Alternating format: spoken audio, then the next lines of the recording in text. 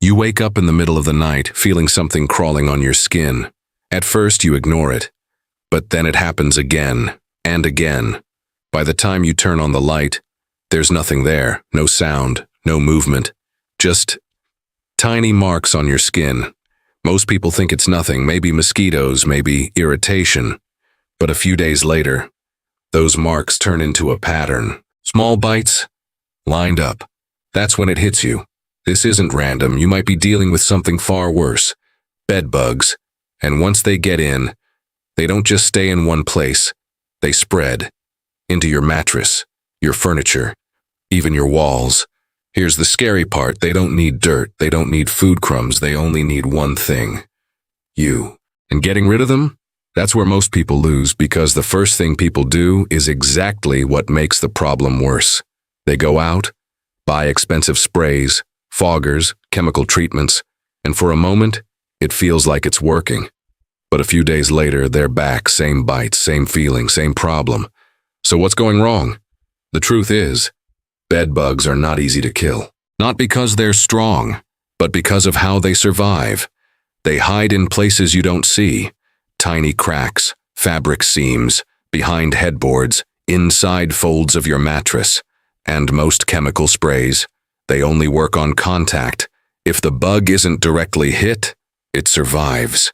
Even worse, some of them are now resistant, which means you're spraying chemicals for almost no real result.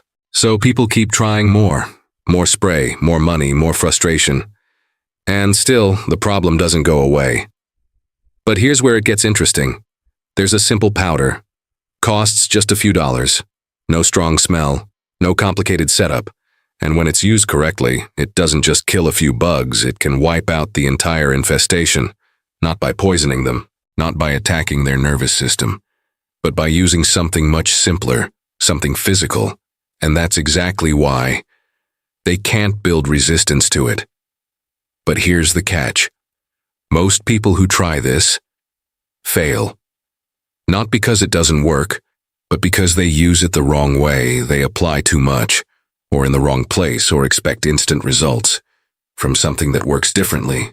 And when it doesn't seem to work, they give up, thinking it's just another fake solution. But in reality, they were just one step away from solving the entire problem. So what is this powder? How does it actually kill bed bugs without poison? And why does using less of it sometimes work better than using more? That's what we're going to break down. Because once you understand how this works, you won't just kill a few bugs.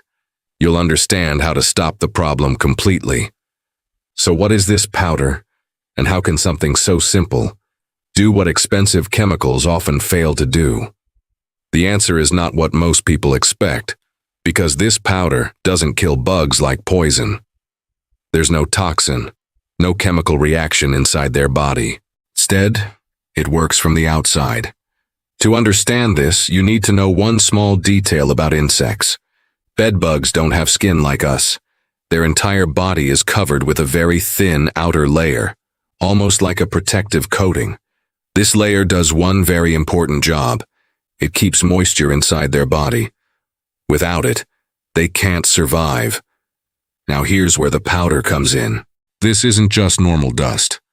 At a microscopic level, it's made of extremely fine particles. But those particles are not smooth. They're sharp.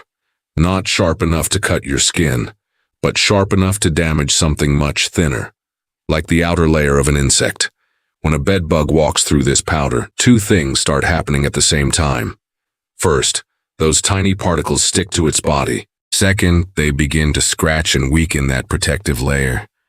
It's not instant, it's not dramatic, but slowly, that outer barrier starts to break down. And once that happens, the bug starts losing moisture. Not blood, not energy, water. It begins to dry out from the inside. And here's the key difference. Poison depends on resistance. Bugs can adapt. They can evolve. But they cannot adapt to losing moisture. There's no way around it. That's why this method keeps working, even when chemical sprays fail. But there's something even more interesting. This powder doesn't chase the bugs. It just sits there, which means the bugs have to come to it. And they do, because they follow the same paths every night, across your bed frame, along the edges, through the same hidden routes. So when the powder is placed correctly, they walk through it without even noticing, and that's when the process starts. Not instantly, but inevitably. Within hours, they begin to weaken. Within a day, many of them are gone.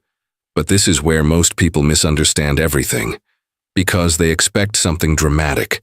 They expect bugs to die immediately. They expect visible results overnight. And when that doesn't happen, they assume it's not working. But this method is different. It's silent, slow, and extremely effective, only if used correctly. Because if you block their movement, they avoid it. If you apply too much, they go around it. If you place it in the wrong areas, they never touch it. Which means, even though the method works perfectly, the result becomes zero.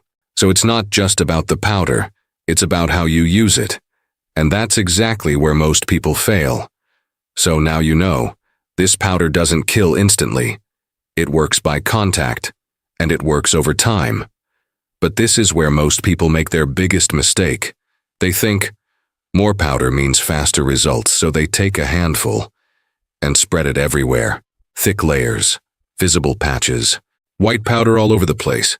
And ironically, that's exactly what makes it fail. Because bedbugs don't walk blindly. They follow edges, seams, tight paths, and when they see a thick layer in front of them, they avoid it. They simply go around it. Which mean no contact, no effect.